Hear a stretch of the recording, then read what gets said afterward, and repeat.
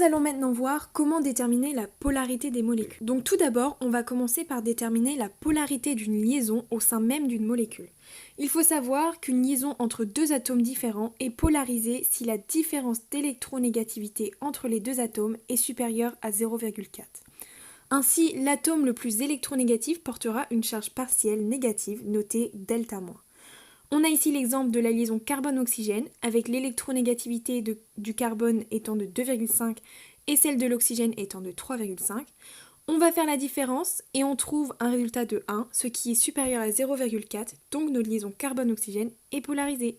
Le carbone porte ainsi une charge partielle positive puisqu'il est le moins électronégatif et l'oxygène porte une charge partielle négative puisqu'il est le plus électronégatif.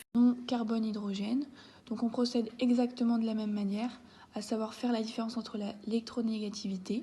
On fait donc 2,5 moins 2,2, ce qui nous donne un résultat de 0,3. Ce résultat est inférieur à 0,4, donc on peut en déduire que la liaison carbone-hydrogène n'est pas polarisée. Pour déterminer la polarité d'une molécule, il faut déjà qu'il y ait une ou plusieurs liaisons qui soient polarisées dans cette même molécule.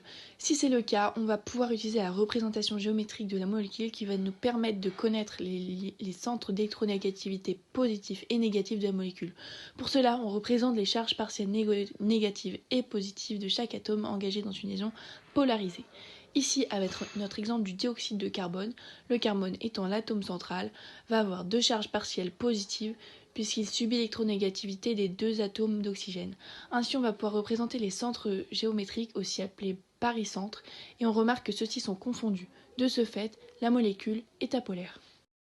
Donc on va procéder exactement de la même manière avec la molécule d'ammoniac. Dans cette molécule à géométrie pyramidale, nous avons 3 atomes d'hydrogène qui ont une charge partielle positive et un atome d'azote qui a donc 3 charges partielles négatives pour compenser l'électronégativité positive des 3 atomes d'hydrogène.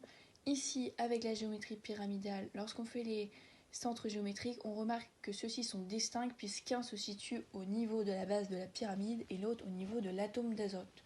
Lorsque c'est le cas, on dit que la molécule est polaire.